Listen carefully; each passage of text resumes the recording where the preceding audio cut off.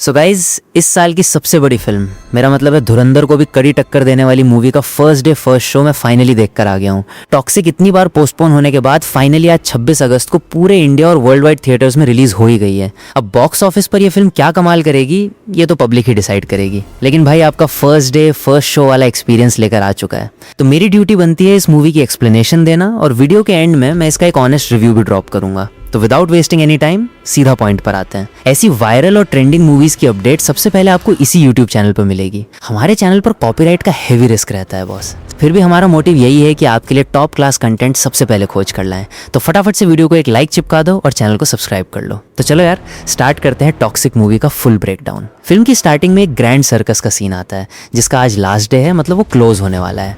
वहाँ की पूरी ऑडियंस और क्रू जा चुके होते हैं। उसी टाइम हमारी नजर नादिया पर पड़ती है। ये पूरा सर्कस नादिया की वजह से ही फेमस था, क्योंकि वो वहाँ की मेन शो स्टॉपर थी। हम नोटिस करते हैं कि उसका बेटा भी वही है, जो जोकर के गेटअप में एक पिंजरे के अंदर बंद था। नादिया रेडी हो रही होती है और उसकी आंखों से कंटिन्यूसली आंसू गिर रहे होते हैं। तभी उसका बेटा उसके पास आकर पूछता है कि मॉम, आप ऐसे क्राई क्यों कर रही हो? और वो बच्चा कंटिन्यूसली यही सवाल कर रहा था कि ये सर्कस शटडाउन क्यों हो रहा है और आप रो क्यों रही हो? तब नादिया अपने बेटे को कन्विंस करती है कि हमें ये जगह छोड़नी होगी और तुम्हारे डैड तुम्हें बहुत जल्द पिक करने आने वाले हैं। अपने डैड के ग्रैंड वेलकम के लिए रेडी रहो। इस पर उसका बेटा जिद करता है कि मुझे तो बस आपके ही साथ रहना है। नादिया कुछ सेकंड्स के लिए ब्लैंक हो जाती है और फिर चिल्लाकर कहती है कि तुम्हारे डैड मुझे कभी भी एक्सेप्ट नहीं करेंगे, मेरी पूरी लाइफ ऐसे ही वेस्ट हो जाएगी, लेकिन तुम्हारे डैड तुम्हें लेने के लिए 100% आएंगे। तुम्हारी जॉब बस अपने डैड को अच्छे से ग्रीट करना है। अचानक से सर्कस के बाहर बहुत ज्यादा केओस और शोर शराबा होने लगता है। ढेर सारी गाड़ियां वहां आकर ब्रेक मारती हैं और कार से उसका डैड बाहर निकलता है। इस कैरेक्टर का नाम राया है, जिसे हमारे रॉकिंग स्टार यश प्ले कर रहे हैं। राया को देखते ही नादिया उस बिल्कुल खाली सर्कस में अपनी लास्ट परफॉर्मेंस देती है। वो अपनी बॉडी पर एक्सप्लोसिव डेटोनेटर सेट कर लेती है और लास्ट स्टंट करते ही पिन निकल जाती है, जिससे पूरे सर्कस में भयंकर ब्लास्ट हो जाता है। और वो छोटा बच्चा स्माइल कर रहा होता है। उसे लगता है कि ये सर्कस की कोई न्यू मैजिक ट्रिक है। वो डैड के सामने क्लैप करते हुए बोलता है, welcome dad, welcome to home. ये सुनते ही राया का दिमाग पूरी तरह से आउट हो जाता है। वो अपने बेटे को कार में डंप करता है और वहां से ड्राइव करके निकल जाता है। रास्ते में उसका बेटा उसे कंटिन्यूअसली अपनी मॉम की बातें याद दिला रहा था कि मॉम आपके बारे में ऐसा कहती थी। मॉम कहती थी कि आप उन्हें हमेशा से लव करते थे, लेकिन कभी एक्सेप्ट नहीं कर पाओगे। राया फ्रस्ट्रेट होकर उस पर चिल्लाता है, शट अप कहता है और कार से अपने ही बेटे को गहरी खाई में पुश कर देता है। वो ये सब बर्दाश्त नहीं कर पा रहा था, क्योंकि उसके पास इन बातों का कोई लॉजिकल आंसर नहीं था। जब उसका बच्चा पानी में डूबते हुए डैडी बोलकर शाउट करता है, तो राया खुद को कंट्रोल नहीं कर पाता। वो सीधा पानी में डाइव मारता है, बच्चे को सेव करता है और उसका बेटा रोते हुए सॉरी फील करता है कि डैड मुझे माफ कर दो, मैं हमेशा आपके साथ ही रहूंगा, आप जो भी ऑर्डर दोगे मैं वही फॉलो करूंगा। लेकिन राया मानो एक वर्ड भी सुनने के मूड में नहीं था। वो अपनी रिवॉल्वर निकालता है और सीधा अपने बेटे के हेड पर पॉइंट करके उसे शूट करने की धमकी देता है। वो क्लियर वार्निंग देता है कि या तो तू यहाँ से रफू चक्कर हो जा, वरना मैं तेरा गेम ओवर कर दूंगा। डर के मारे उसका बेटा वहां से एस्केप कर जाता है। राया बहुत लाउडली चिल्लाता है, जैसे कोई इनर डीमन उसे अंदर ही अंदर डैमेज कर रहा हो। इसके बाद टाइमलाइन जंप होती है और सीन शिफ्ट होता है 1947 के गोवा में, जहां उस वक्त पोर्तुगीज लोगों का रूल चल रहा था, क्योंकि ब्रिटिशर्स तो निकल चुके थे। वहां हम नोटिस करते हैं कि मल्टीपल अंडरवर्ल्ड गैंग्स क्रिएट हो चुकी थी। फर्नांडिस का एल्डर ब्रदर सिल्वाडोर है और बेसिकली वही अभी पूरे गोवा को ऑपरेट कर रहा है। फर्नांडिस के बेटे और राया की गैंग के बीच भयंकर वाली दुश्मनी यानी 36 का आंकड़ा चल रहा है। फर्नांडिस ने बैकस्टैब करके राया के डैड के पूरे क्रिमिनल एम्पायर को अपने अंडर टेक ओवर कर लिया था। इस धोखे का रिवेंज लेने के लिए राया और उसकी सिस्टर गंगा ने फर्नांडिस के बेटे का ही मर्डर कर दिया। फर्नांडिस हेल्प के लिए सिल्वाडोर के पास पहुंचता है, लेकिन वो अपने खुद के सगे बड़े भाई से भी मीटअप नहीं कर पाता। एलिजाबेथ उसे मेन गेट पर ही ब्लॉक कर देती है। एलिजाबेथ बेसिकली सिल्वाडोर की मिस्ट्रेस थी और उसके साथ उसका यंगर ब्रदर टोनी भी रहता था। वहां फर्नांडिस इन्फॉर्म करता है कि मेरे बेटे का फ्यूनरल होने वाला है, मुझे इस टाइम कोई भी फालतू का ड्रामा या सीन क्रिएट नहीं करना है। सिल्वाडोर को पास ऑन कर देना कि उसके भाई ने उसे इनवाइट किया है। फिर स्क्रीन पर आता है वो एपिक ग्रेवयार्ड वाला सीन, जो टीजर के टाइम पर इंटरनेट पर बुरी तरह वायरल हुआ था। वहां हम देखते हैं कि फर्नांडिस अपने बेटे की डेड बॉडी को दफना रहा है और पूरी क्राउड एकदम साइलेंट मोड में थी। फिर हम नोटिस करते हैं कि सारे एग्जिट गेट्स को ब्लॉक कर दिया जाता है ताकि बाहर से कोई एंट्री ना ले सके। उसके बाद आता है वो मास्टरपीस सीन, जहां एक पुरानी विंटेज टैक्सी आती है और सीधा पैर से क्रैश हो जाती है। एक ओल्ड मैन बाहर आता है और हर जगह एक्सप्लोजिव सेट कर देता है, जबकि राया कार के अंदर कुछ अपना ही जुगाड़ बिठा रहा था। आप समझ ही गए होंगे। और उस चीज की वजह से एकदम से मैसिव ब्लास्ट होता है और पूरे एरिया में फुल पैनिक मच जाता है। फिर एंट्री होती है राया की एल्डर सिस्टर गंगा और उसकी खतरनाक गैंग की। वो लोग अंदर घुसते हैं और फर्नांडिस के आदमियों को बुरी तरह से एलिमिनेट करना स्टार्ट कर देते हैं। एंड में जब फर्नांडिस के गुंडे गंगा पर हावी होने लगते हैं, तब होती है यश यानी राया की गूज़बम्प्स वाली एंट्री, जिसे देखकर थिएटर्स में पब्लिक ने सीटियां और तालियां फाड़ दी। भाई का स्वैग और लुक एकदम किलर था और एक्शन सीक्वेंस तो अनमैचेबल हैं। आपको लिटरली जॉन विक वाइब्स वाला प्रॉपर हॉलीवुड लेवल का एक्शन एक्सपीरियंस करने को मिलेगा। वायलेंस एकदम नेक्स्ट लेवल का था और हम देखते हैं कि राया अपनी गैंग के साथ मिलकर फर्नांडिस के पूरे स्क्वाड का सफाया कर देता है। ठीक उसी मोमेंट पर सिल्वाडोर की एंट्री होती है, जो अपने भाई को रेस्क्यू करने वहां पहुंचा था। वो हर डायरेक्शन में बॉम्बिंग शुरू कर देता है, जिसकी वजह से राया, गंगा और उनकी पूरी गैंग को भी बैकफुट पर आना पड़ता है। सिल्वाडोर सीधा राया के हेड पर गन पॉइंट करता है और उसकी लास्ट विश पूछता है। तब राया अपना वो बैडेस आइकॉनिक डायलॉग मारता है कि तेरे भाई को जलाकर उसकी राख से मुझे एक कश लगाना है। इस बात पर सिल्वाडोर स्माइल करता है और कहता है कि मुझे इन सब चीजों से कोई लेना देना नहीं है, मैं रिवेंज वाले ड्रामे के बीच में नहीं पड़ता, ये सब मैंने तेरे डैड के रिस्पेक्ट में किया था। तब राया क्लियर करता है कि ये बदला डैड के लिए नहीं बल्कि मेरी सिस्टर के लिए है, और इसी बीच गंगा फर्नांडिस का मर्डर कर देती है। फिर स्टोरी फ्लैशबैक में जाती है और सीन शिफ्ट होता है 1920 के मडहोल में, जहां रिवील होता है कि राया और गंगा की मॉम का अटैचमेंट अपनी मायके वाली फैमिली की तरफ ज्यादा था। इसी रीजन की वजह से जिस दिन राया का बर्थ हुआ उसी दिन उसने अपने ही हस्बैंड का असैसिनेशन कर दिया। मतलब बर्थ लेते ही राया ने अपने ही डैड का ब्लड टेस्ट कर लिया था। फिर सीन प्रेजेंट में आता है, जहां गंगा राया से क्वेश्चन करती है कि आखिर सिल्वाडोर ने हमारी जान क्यों बख्श दी, क्या वो डैड के लिए लॉयल था। इस पर राया एक्सप्लेन करता है कि लॉयल्टी वॉलिटी कुछ नहीं, उसे बस अपना गोल्ड स्मगलिंग रूट चालू करवाना था। उसे अच्छे से मालूम है कि इस टेरिटरी में अगर कोई उसका बिजनेस एक्सपैंड कर सकता है तो वो सिर्फ हम ही है, इसलिए उसने वो स्पेसिफिक रूट ओपन करवाया ताकि गोल्ड की स्मगलिंग स्मूथली हो सके और कोई उसके अगेंस्ट आवाज ना उठा पाए। इसके बाद राया ऑफिशियली सिल्वाडोर के अंडर काम करना शुरू कर देता है। राया का पूरा सिंडिकेट सिल्वाडोर के लिए रास्ते क्लियर करता है और इलीगल ट्रेड के सारे नेटवर्क्स खोल देता है। राया का सक्सेस ग्राफ इतनी तेजी से ऊपर जा रहा था कि सिल्वाडोर के बाकी क्रू मेंबर्स जेल्स होकर उसके अगेंस्ट प्लॉटिंग करने लगे। इसी बीच हम देखते हैं कि चाइना से कुछ डेलीगेट्स राया से डील करने आते हैं और उसे समझाते हैं कि फ्यूचर का सबसे बड़ा बिजनेस कसिनो होने वाला है। वो राया को चाइना शिफ्ट होने का ऑफर देते हैं, लेकिन राया उस टाइम इस प्रपोजल को रिजेक्ट कर देता है। दूसरी तरफ हम फुल नशे में टल्ली रबेका को देखते हैं, जो एक्चुअली सिल्वाडोर की खुद की बेटी है। उसकी नजर राया पर लॉक हो जाती है, उसी राया पर जिसने एक भरी पार्टी में रबेका की तगड़ी वाली बेइज्जती की थी। और अजीब बात यह है कि इसी इंसिडेंट की वजह से वो बंदी राया की तरफ और ज्यादा अट्रैक्ट हो गई। फिर वो फेमस लाइटर मांगने वाला एटीट्यूड सीन तो आपको याद ही होगा, जिसमें राया पहले अपनी सिगरेट लिट करता है और लाइटर एटीट्यूड में दूर थ्रो कर देता है। अल्टीमेटली रबेका को अपनी सिगरेट जलाने के लिए राया के पास खुद झुक कर आना पड़ता है। फिर क्या, धीरे धीरे दोनों की वाइब मैच हुई और लव स्टोरी सीधा बेड तक पहुंच गई।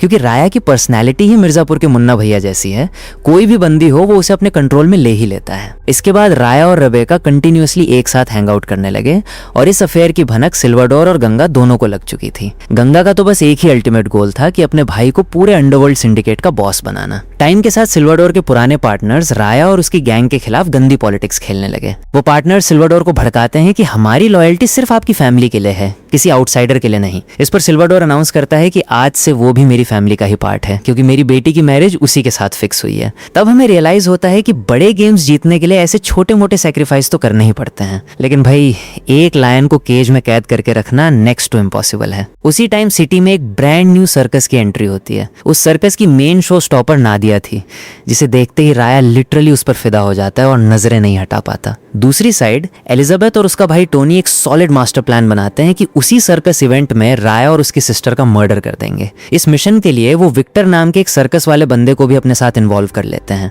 इस प्लान में उन्होंने पोर्तुगीज गवर्नमेंट का भी फुल सपोर्ट लिया, क्योंकि राया एकदम फियरलेस हो चुका था। वो किसी भी गवर्नमेंट अथॉरिटी के कंट्रोल से बाहर था और खुद को ही सबसे बड़ा बॉस समझता था। गवर्नमेंट भी राया से फ्रस्ट्रेटेड थी, लेकिन वो राया की गैंग का कुछ नहीं बिगाड़ पा रही थी, क्योंकि उसे सिल्वाडोर का फुल बैकअप मिला हुआ था। जिन क्रिमिनल्स को डेथ पेनाल्टी मिली थी उन्हें सीक्रेटली रिलीज करके उनके फेस पर सर्कस मास्क लगा दिए जाते हैं ताकि कोई उन्हें आइडेंटिफाई ना कर सके। प्लान ये था कि विक्टर अंदर से सब कुछ हैंडल करके सिग्नल देगा और इधर एलिजाबेथ और टोनी वीआईपी सीट से राया की मौत का लाइव शो देखेंगे। फिर हम देखते हैं कि सर्कस के स्टंट स्टार्ट होते हैं और पूरी ऑडियंस क्रेजी होकर क्लैपिंग कर रही थी। लेकिन जैसे ही नादिया ने स्टेज पर एंट्री ली, पूरी पब्लिक की अटेंशन सिर्फ उसी पर लॉक हो गई। नादिया का चार्म और ब्यूटी देखकर राया भी एकदम साइलेंट हो गया था। वो बस बिना पलक झपकाए उसे घूरे जा रहा था। लेकिन जैसे ही शो एंड होता है और नादिया अपने ग्रीन रूम में जाती है, राया भी स्टॉक करते हुए उसके पीछे पीछे निकल लेता है। मैंने कहा था ना कि वो अपना मिर्जापुर का मुन्ना भैया है, कोई भी प्रिटी गर्ल दिखी नहीं कि भाभी पीछे पीछे चल देगा। तभी उसे सडनली फील होता है कि एक जोकर उसके तरफ अप्रोच कर रहा है। राया को तुरंत कुछ सस्पिशियस वाइब आई। जैसे ही राया ने अपनी गन निकाली, उस जोकर ने भी वेपन निकालकर राया पर शूट करने का ट्राई किया, लेकिन राया ने इंस्टेंट रिफ्लेक्स दिखाते हुए उसे वहीं ढेर कर दिया। तब उसने नोटिस किया कि टेंट के अंदर सर्कस के कई सारे रियल क्रू मेंबर्स सिस्टर्स की डेड बॉडीज पड़ी हुई थी। तब उसे 100% कंफर्म हो गया कि सर्कस के अंदर हिटमैन घुस चुके हैं जो उसे और सिल्वाडोर को टपकाने आए हैं। राया फ्रंट पर आते ही अंधाधुंध फायरिंग स्टार्ट कर देता है और फिर शुरू होता है एकदम ब्रूटल गन फाइट। राया किसी तरह से सिल्वाडोर और अपने गैंग मेंबर्स को रेस्क्यू करता है। हालांकि इस क्रॉस फायर में सिल्वाडोर को भी एक बुलेट हिट हो जाती है। अब उनका नेक्स्ट मिशन उस गद्दार को फाइंड आउट करना है जिसने अंदर की इन्फो लीक की। राया फ्रंट फुट पर आता है और स्ट्रेट नादिया से इंटेरोगेट करता है कि तुम विक्टर के बारे में क्या इन्फो रखती हो। नादिया उसे कोई डिटेल नहीं देती, बस इतना कहती है कि वो तो ऑलरेडी डेड है, मुझे उसकी कोई हिस्ट्री नहीं पता। तब राया उसे ट्रिगर करने के लिए पूछता है कि तू एक रात का कितना चार्ज करती है। इस पर नादिया सीधा राया के फेस पर स्पिट कर देती है और आपको तो मालूम ही है कि ये वाला क्लिप इंटरनेट पर कितना क्रेजी वायरल हुआ था। तभी राया वार्न करता है कि मैं बाउंस बैक करूंगा और उसकी ड्रेस का एक पीस फाड़कर अपना फेस क्लीन करता है।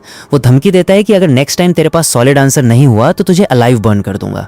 और ये एटीट्यूड दिखाकर राया उस रियल मास्टरमाइंड को हंट करने निकल जाता है। मीनवाइल हम एलिजाबेथ को देखते हैं जो रेबेका के पास जाकर उसका माइंड वॉश करना शुरू करती है और उसके अंदर डाउट का बीज बोती है। एलिजाबेथ उसे मैनिपुलेट करते हुए कहती है कि वो राया जो बिना कुछ सुने डायरेक्ट बुलेट्स फायर कर देता था, आज उसने एक बंदी को बिना कोई हार्म किए छोड़ दिया। वो देखने में बहुत ज्यादा गॉर्जियस है और लड़कों को अट्रैक्ट करने वाली वो नादिया उस सर्कस की मेन अट्रैक्शन है। उसने राया के फेस पर स्पिट किया, फिर भी राया ने उसे जिंदा बख्श दिया। ये डिटेल सुनते ही रेबेका का दिमाग आउट ऑफ कंट्रोल हो जाता है। रेबेका नादिया को किडनैप करवा लेती है जहां टोनी और एलिजाबेथ भी प्रेजेंट थे और नादिया की बॉडी पर टॉर्चर के ब्रूटल मार्क्स थे। वहां गंगा भी अवेलेबल थी। तभी रेबेका नादिया को थ्रेटन करती है कि जल्दी से ट्रूथ स्पिल कर दे तो शायद मैं तुझे जिंदा जाने दूं। मैं कोई मर्द नहीं हूं जो तेरी ब्यूटी देखकर पिघल जाऊंगी। लेकिन नादिया स्टिल डिनाई करती है और बोलती है कि मुझे सच में कुछ नहीं पता। तब रेबेका फ्रस्ट्रेट होकर टोनी को उसे जला देने का ऑर्डर पास करती है। टोनी उस पर अल्कोहल पोर कर देता है और बस आग लगाने ही वाला होता है। ठीक उसी सेकंड राया हीरो वाली एंट्री लेता है उसे सेव करने के लिए,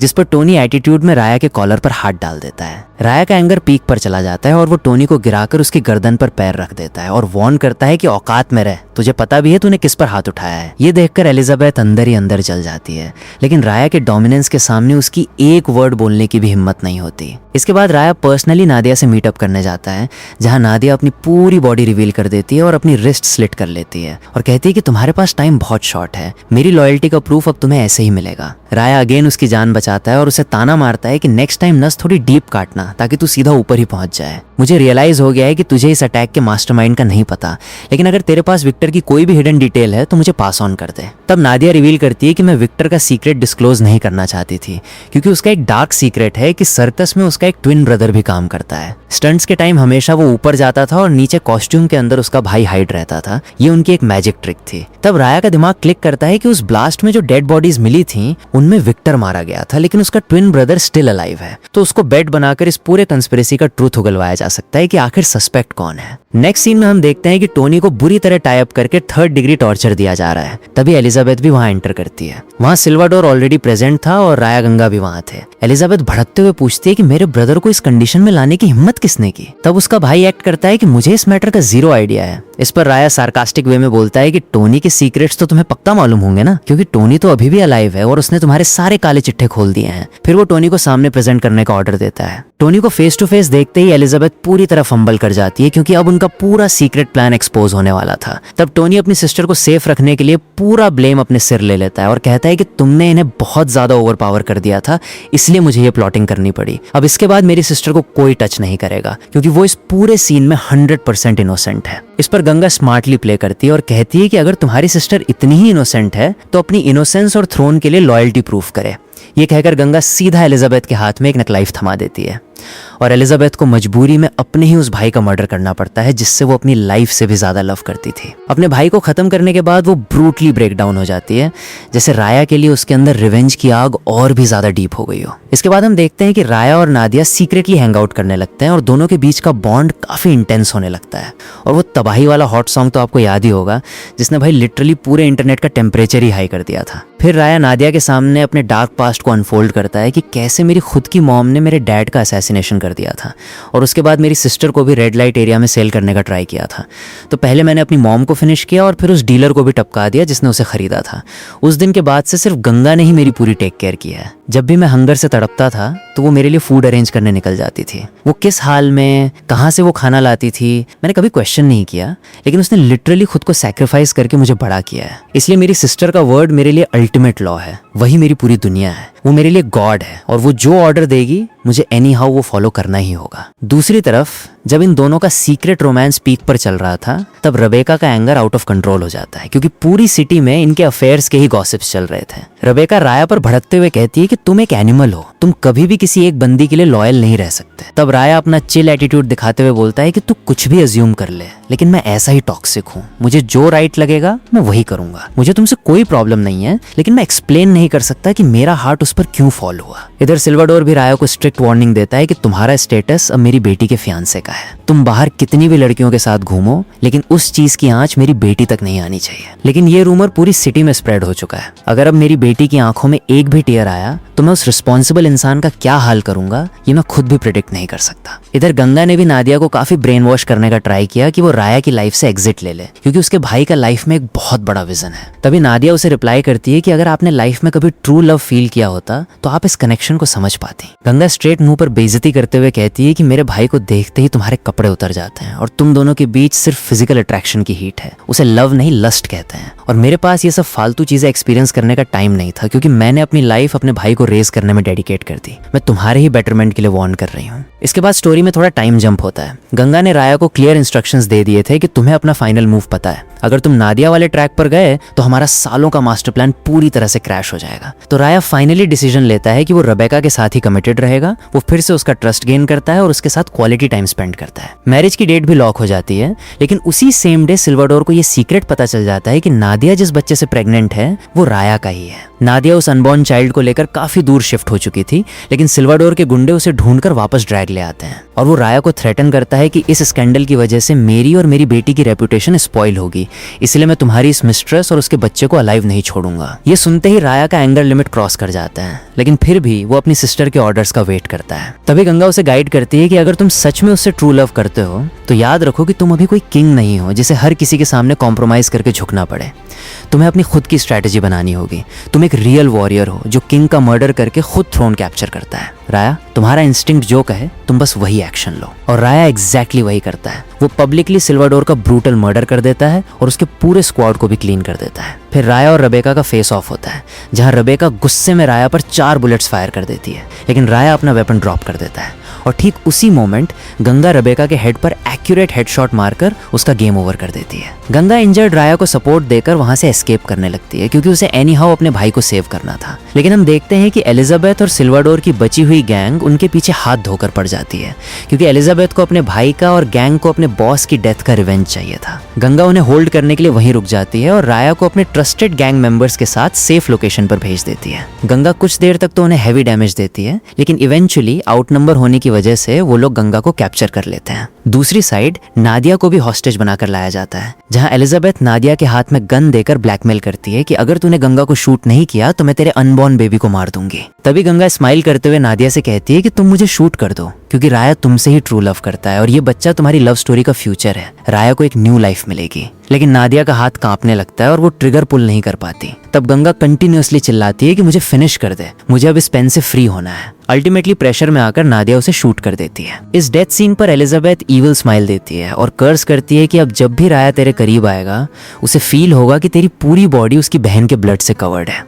वो कभी भी तुझे अपनी वाइफ एक्सेप्ट नहीं कर पाएगा। तू एक वॉकिंग डेड बॉडी बनकर रह जाएगी और तेरा बेटा हमेशा फादरलेस ही ग्रो करेगा। उधर राया की बॉडी से बुलेट्स रिमूव कर दी जाती हैं और रिकवर होते ही राया थ्रोन वापस लेने के लिए फिर से डिस्ट्रक्शन मोड में आ जाता है, जहां वो सबसे पहले रबेका को हेल में भेजता है, फिर पोर्तुगीज में सिल्वाडोर के जितने भी बचे हुए गुर्गे थे उनका काम तमाम करता है। इसके बाद वो पेंडिंग चाइनीज ऑफर एक्सेप्ट कर लेता है और सीधा चाइना रिलोकेट हो जाता है। चाइना में वो निकोलस के सिंडिकेट के लिए काम स्टार्ट करता है और निकोलस की राइवल बड़ी बड़ी चाइनीज गैंग्स का सफाया कर देता है और स्लोली पूरे चाइनीज अंडरवर्ल्ड को अपने कंट्रोल में लेने लगता है और निकोलस के साथ मिलकर हैवी प्रॉफिट वाले बिजनेस रन करता है। वो कसिनो का मैसिव बिजनेस ऑपरेट कर रहा था, जहां से उसे अंधा पैसा आ रहा था। वो गर्ल्स, फेम, अल्कोहल, मतलब हर एक लग्जरी एंजॉय कर रहा था। तभी उसका फ्रेंड उसे इन्फॉर्म करता है कि पोर्तुगीज फाइनली गोवा छोड़कर जा चुके हैं। ये हमारे लिए एकदम परफेक्ट टाइमिंग है कि हम गोवा रिटर्न हो, वहां अपना एम्पायर एक्सपैंड करें करें और अपनी टेरिटरी वापस क्लेम करें। फिर स्टोरी वापस मूवी के उसी स्टार्टिंग वाले सर्कस सीन से कनेक्ट होती है, जहां आपको याद होगा वो बच्चा डैड का वेलकम कर रहा था। उसी सेम टाइम पर नादिया खुद को एक्सप्लोड कर लेती हैं और फिर वो गन पॉइंट करने वाला सीन रिपीट होता है, जहां से वो बच्चा डर कर एस्केप कर जाता है।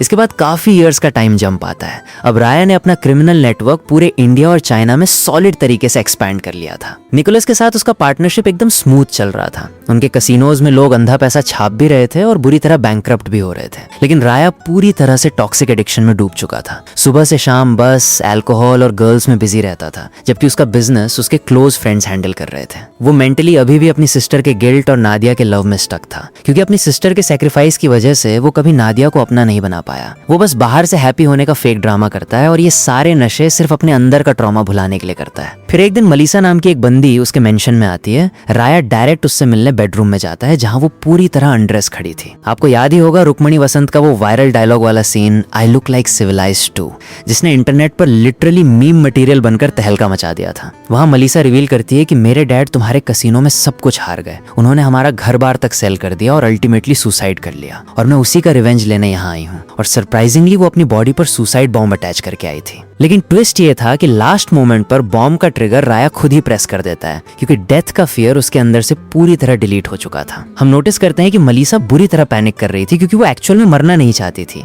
ये देखकर राया वो बॉम्ब विंडो से बाहर थ्रो कर देता है ताकि वो लड़की सेफ रहे। राया को तो अपनी लाइफ की कोई परवाह ही नहीं थी, लेकिन वो बंदी उस इंसिडेंट के बाद फिर से रिटर्न आती है और राया तो ठहरे अपने मुन्ना भैया, जो हर किसी को अपने चाम से नीचे ले ही लेते हैं। राया भैया ने मलीसा को भी अपने चाम में फंसा लिया और उनका रिलेशन इतना डीप गया कि मलीसा प्रेग्नेंट हो गई। वो राया के साथ ही लिव इन में रहने लगी और उनका एक बेटा हुआ जो राया को डैड बुलाता था। लेकिन दूसरी तरफ किसी और का भी बेटा ग्रो अप हो रहा था, जो और कोई नहीं बल्कि राया और नादिया का फर्स्ट बॉर्न चाइल्ड था, जिसने अपना खुद का नाम टिकट रख लिया था। क्योंकि बचपन से ही वो अपनी मॉम के उस क्लोज्ड सर्कस शो के टिकट सेल किया करता था, इसलिए उसने अपनी आइडेंटिटी ही टिकट बना ली। और हम नोटिस करते हैं कि उसने मल्टीपल टाइम्स राया पर डेडली अटैक्स प्लान किए। जिस दिन मलीसा की डिलीवरी होने वाली थी और राया हॉस्पिटल विजिट करने वाला था, उसी दिन टिकट और उसके गुंडों ने राया पर मैसिव एम्बुश किया था। और टिकट हमेशा राया को ये साइकोलॉजिकल फियर देता था कि वो हर वक्त उसी के सराउंडिंग में है। इस वजह से राया को अपनी न्यू वाइफ और बेबी की सेफ्टी को लेकर एक पैरानोइया सा होने लगा था। टाइम फ्लाइज और टिकट अब एक फुल ग्रोन साइको और ब्रूटल किलिंग मशीन बन चुका था। वो अपने टारगेट्स में से किसी को अलाइव नहीं छोड़ता था। उसका सोल पर्पस राया की पूरी लेगेसी को डिस्ट्रॉय करना और अपने डैड से बदला लेना था। उसे राया की न्यू वाइफ और बच्चे को भी इरेज करना था, क्योंकि उसके माइंड में उसकी मॉम की ट्रैजिक डेथ का इकलौता विलन राया ही था, जिसने अपने खुद के बच्चे के सिर पर भी गन पॉइंट की थी। ऐसे डेविल इंसान को मारना ही टिकट की लाइफ का अल्टीमेट गोल बन गया था। इसी रिवेंज के लिए उसने स्लोली राया के पूरे अंडरवर्ल्ड सिंडिकेट को क्रैश करना शुरू कर दिया। वो हर कसिनो में जाकर ब्लास्ट और हेवी रॉबरी करता गया, और देखते ही देखते टिकट ने निकोलस के इलीगल बिजनेसेस में भी इंटरफेयर करना शुरू कर दिया, जो बात निकोलस को बिल्कुल भी डाइजेस्ट नहीं हो रही थी। निकोलस राया को वार्न करता है कि इस लड़के को जल्दी फिक्स करो, लेकिन राया सिचुएशन में एकदम हेल्पलेस फील कर रहा था। वो भी एक घोस्ट की तरह टिकट को हर जगह हंट कर रहा था, लेकिन टिकट उसके रडार में आ ही नहीं रहा था। मीनवाइल हम देखते हैं कि टिकट ने जानबूझकर निकोलस के बेटे का मर्डर कर दिया था, ताकि निकोलस ट्रिगर होकर राया के पीछे ही हाथ धोकर पड़ जाए। एनिमी का एनिमी फ्रेंड होता है, लेकिन टिकट ने तो गेम ही पलट दिया और सीधा निकोलस के बेटे को ही टपका दिया। अब अगर राया ने कोई सॉलिड काउंटर अटैक नहीं किया तो निकोलस राया का गेम ओवर कर देगा, और करंटली निकोलस पूरी तरह से राया के ब्लड का प्यासा हो चुका है। दूसरी साइड क्रिसमस की वाइब चल रही थी, जहां टिकट स्मार्टली सांता क्लॉज के गेटअप में इन्फिल्ट्रेट करता है। राया अपने बेडरूम में स्लीप कर रहा था और टिकट उसे दूर से साइलेंटली ऑब्जर्व कर रहा था। राया को डेंजर सेंस होता है और वो इंस्टेंट अपनी गन ग्रैब करता है। तभी टिकट वहां से रन करता है। राया उसका पीछा करते हुए कंटिन्यूअस फायरिंग करता है ताकि वो अपने बेटे को सेफ गार्ड कर सके। ये पूरा केस देखकर मलीसा पैनिक में बोलती है कि मैं अपने बेबी को लेकर यहाँ से शिफ्ट हो रही हूँ, लेकिन राया उसे अलाउ नहीं करता। राया उसे थ्रेटन करता है कि तुम्हें जहां जाना है जाओ, लेकिन मेरा बच्चा यहीं रहेगा, वरना मैं शूट कर दूंगा। वो बस ट्रिगर पुल करने ही वाला था कि तभी उसका बेस्ट फ्रेंड गन का बैरल ऊपर कर देता है और बुलेट्स मिस हो जाती हैं। फिर हम देखते हैं कि मेंशन से बाहर निकलते ही टिकट मलीसा और उसके बच्चे को सक्सेसफुली किडनैप कर लेता है। और जब राया उन्हें पागलों की तरह सर्च कर रहा होता है, तब टिकट राया के हेड पर भी एक आयरन रॉड से हिट करके उसे नॉकआउट कर देता है। होश आने पर वो खुद को एक दूर स्नोई लोकेशन पर पाते हैं, जहाँ टिकट अपने ही डैड को हेवी अब्यूज कर रहा होता है और ब्लेम करता है कि सिर्फ तुम्हारी टॉक्सिसिटी की वजह से मेरी मॉम की जान गई और तुम ही वो मेन रीजन हो जिससे तुम्हारी खुद की सिस्टर आज अलाइव नहीं है। ये बिटर ट्रूथ सुनते ही राया का एंगर वॉल्केनो की तरह फटता है और वो टिकट पर पूरी तरह हावी होकर उसे ब्रूटली बीट करने लगता है। मार खाते हुए भी टिकट हंसता है और बताता है कि तुम्हारा लाडला बेटा मरने वाला है। उसने बच्चे को एक क्रैकिंग आइसबर्ग पर रख दिया था ताकि वो टूटकर सीधे फ्रीजिंग वाटर में गिर जाए। राया फुल स्पीड में डैश करता है और ये उस तरह अपने बेटे को रेस्क्यू कर लेता है, लेकिन टिकट इविल स्माइल देते हुए कहता है कि उसे तो बचा लिया, अब खुद को मेरी हंटिंग से कैसे सेव करेगा। इसके बाद दोनों के बीच एक intense hand to hand combat शुरू होता है जहां हमें रियलाइज होता है कि भाई डैड तो डैड ही होता है। टिकट चाहे कितने भी मल्टीपल अटैक्स कर ले, राया का एक सिंगल पंच टिकट पर हेवी डैमेज दे रहा था। एंड में राया टिकट को बहुत बुरी तरह पेलता है, लेकिन वो उसे किल नहीं कर पाता क्योंकि वो नादिया से इतना डीप लव करता था कि अपने ही बेटे की जान नहीं ले सकता। वो फ्रस्ट्रेट होकर टिकट से पूछता है कि तू वापस मेरी लाइफ में क्यों एंटर हुआ, तू तो जा चुका था ना, फिर मेरी दुनिया में क्यों रिटर्न आया। तब टिकट रिप्लाई करता है कि मेरी मॉम की लाइफ डिस्ट्रॉय करने के बाद तूने इमेजिन भी कैसे किया कि तू पीसफुल डेथ मरेगा, मैं तुझे चैन से सांस भी नहीं लेने दूंगा, मैं तुझे भी एलिमिनेट करूंगा और तेरी आंखों के सामने तेरी न्यू वाइफ और बच्चे का भी गेम ओवर करूंगा। तब राया को ट्रिगर होता है और वो शाउट करता है कि तेरी मॉम की वजह से मेरी बहन का मर्डर हुआ था, तो मैं तुझसे हेट क्यों ना करूं। तब टिकट उसे रियलिटी चेक देता है कि मेरी मॉम की वजह से नहीं बल्कि तेरी खुद की स्टूपिडिटी से तेरी बहन मारी गई, क्योंकि तूने ही सारी सिचुएशन को मैसअप किया था। मेरी मॉम एंड तक तेरा वेट करती रही कि तू बाउंस बैक करेगा, लेकिन तू एक लूजर की तरह कभी रिटर्न नहीं आया। मीनवाइल हम देखते हैं कि राया की गैंग पर निकोलस के हिटमैन ने मैसिव अटैक कर दिया था और वो लोग किसी तरह सरवाइव करने के लिए निकोलस से फाइट कर रहे थे और इधर राया, टिकट, मलीसा और बच्चा एक कार में थे।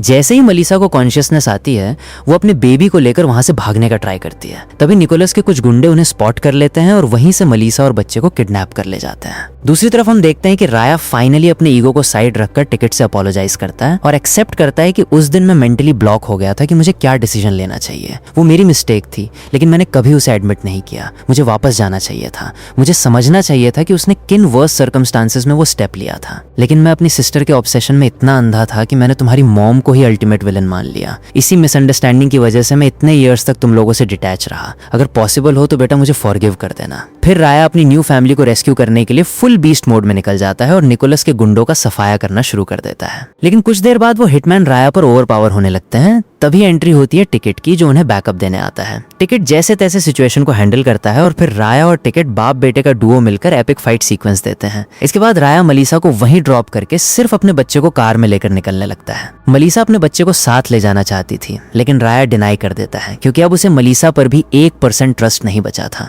रास्ते में आगे टिकट खड़ा था। वो इमोशनल होकर कहता है कि डैड मुझे भी अपने साथ ले चलो, मैं भी आपके साथ ही रहना चाहता हूँ। मुझे भी कभी फादर फिगर वाला लव नहीं मिला, भले ही मेरी मॉम अब इस दुनिया में नहीं है। राया कार से स्टेप डाउन करता है और क्लियर कट बोलता है कि मैं तुझे अपने साथ नहीं ले जा सकता, ये इम्पॉसिबल है। मेरी बैटल मेरे खुद के डीमंस से है। तू यहाँ से जा और कहीं दूर अपनी एक फ्रेश लाइफ स्टार्ट कर। मैं सिर्फ अपनी मिस्टेक्स के लिए सॉरी फील कर सकता हूँ और प्लीज तू मुझे मेरे हाल पर अकेला छोड़ दे। ये रिजेक्शन सुनकर टिकट का ईगो हर्ट होता है कि सारे डिसीजन तुम ही लोगे और तुम ही मुझे डिक्टेट करोगे कि मुझे लाइफ में क्या करना है। टिकट गुस्से में आउट ऑफ कंट्रोल होकर सीधा राया पर बुलेट फायर कर देता है और राया वहीं कोलैप्स हो जाता है। उस टाइम कार के अंदर उसका छोटा बच्चा भी था, जो बाहर आते ही डैडी डैडी बोलकर शाउट करने लगता है। तब ट्विस्ट रिवील होता है कि राया को तो कोई बुलेट हिट ही नहीं हुई है। राया वापस स्टैंड अप होता है और अपने बच्चे को हग करने बुलाता है, लेकिन फ्यू सेकंड्स बाद हम देखते हैं कि वो राया नहीं बल्कि टिकट बन चुका है, जो उस छोटे बच्चे को गर्दन से लिफ्ट करके चोक कर रहा है। तभी अचानक फिर से राया का रियल सेल्फ वापस आता है। वो अपने बच्चे को वहां से दूर पुश करता है और कहता है कि अपनी मॉम के पास रन करो। तब तक मलीसा भी वहां पहुंच चुकी होती है और एग्जैक्टली इसी मोमेंट पर हमें मूवी का सबसे माइंड ब्लोइंग साइकोलॉजिकल ट्विस्ट समझ आता है। यहाँ से सीन फिर से पास्ट में जंप करता है और हमें एक क्लियर फ्लैशबैक दिखाया जाता है। आपको स्टार्टिंग वाला वो इंसिडेंट तो याद ही होगा जहाँ पूरा सर्कस एक्सप्लोड हुआ था और नादिया ने खुद को सैक्रिफाइस कर लिया था। तब राया टिकट को कार में डालकर एक डीप क्लिफ की तरफ ले गया था और उसने उस कार को सीधा पानी में डंप कर दिया था। उस टाइम टिकट डैडी डैडी करके हेल्प मांग रहा था, जिसे रेस्क्यू करने के लिए राया ने भी जंप किया था। लेकिन डाइव करते टाइम राया का हेड एक हेवी रॉक से क्रैश हो जाता है और रियलिटी ये है कि वो उस दिन अपने बेटे को सेव कर ही नहीं पाया था। वो बस किसी तरह अपनी लाइफ सेव करके सरफेस पर आ गया था और उसके डैमेज्ड ब्रेन को इल्यूजन हुआ कि उसका बेटा सर्वाइव कर गया है। उसे हेलुसिनेशन होने लगा था कि उसका बेटा जिंदा उसके सामने खड़ा है, उसे डैड बुला रहा है और मॉम की बातें रिपीट कर रहा है। तब उसने जो हवा में गन पॉइंट की थी, एक्चुअल में वहां कोई बच्चा था ही नहीं, वो बस अपने हेलुसिनेशन से बात कर रहा था। फिर टिकट का वो इमेजिनरी कैरेक्टर बड़ा हुआ,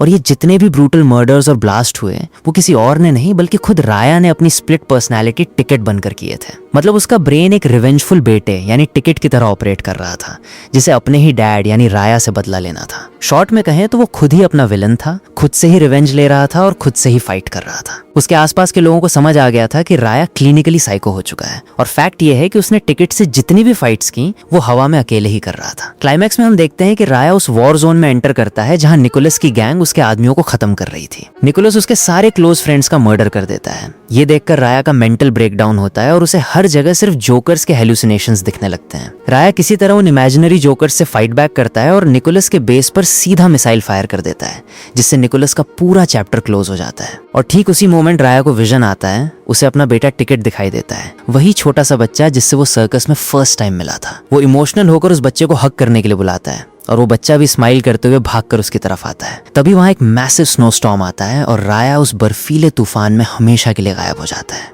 और इसी गूज़बम्प्स वाले एंडिंग के साथ toxic fairy tales of grown ups की ये माइंड बेंडिंग एक्सप्लेनेशन यहीं एंड होती है। अब जंप करते हैं इस मूवी के ऑनेस्ट रिव्यू पर। देखो गाइस, अगर स्टोरी लाइन की बात करूं तो मुझे पर्सनली इसकी स्टोरी कुछ खास इंप्रेसिव नहीं लगी। मैं एकदम ब्रूटली ऑनेस्ट ओपिनियन दे रहा हूं।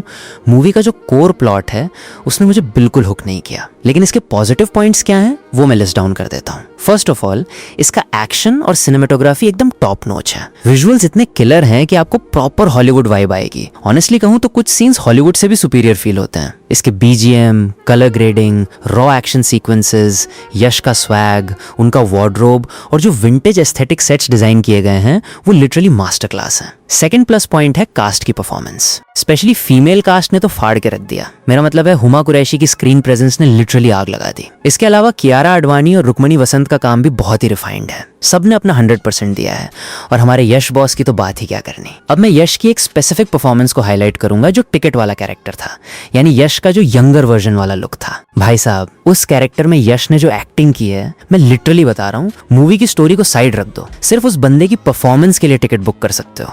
जब आप उस यंगर यश को स्क्रीन पे देखोगे, उसने जिस क्रेजीनेस और साइको वाइब के साथ टिकट का रोल प्ले किया है वो एकदम माइंड ब्लोइंग है। एक तरफ वो मैच्योर राया का कैरेक्टर प्ले कर रहा है और दूसरी तरफ वो खुद ही सुपर एनर्जेटिक और साइको टिकट का भी रोल प्ले कर रहा है। दोनों कैरेक्टर्स की पर्सनैलिटी और बॉडी लैंग्वेज में आपको जो मैसिव कॉन्ट्रास्ट दिखेगा वो मुझे इस फिल्म का बेस्ट पार्ट लगा। Got it? म्यूजिक और बीजीएम तो इस फिल्म का एकदम गॉड टियर है, लेकिन मुझे जो सबसे बड़ा लूप होल लगा वो इसके नरेशन में था। स्टोरी की पेसिंग और बिल्डअप उतना इम्पैक्टफुल नहीं हो पाया। मेरा मतलब है, जिस सिनेमैटिक वे में आपने गोवा का एरा, वो पोर्तुगीज वाला पॉलिटिक्स, ब्रिटिशर्स का एंगल और फिर वो चाइनीज सिंडिकेट वाला पार्ट दिखाया, उस लेवल की वर्ल्ड बिल्डिंग के बाद स्टोरी का सस्पेंस कुछ इस तरह ओपन होना चाहिए था कि ऑडियंस का दिमाग फट जाता।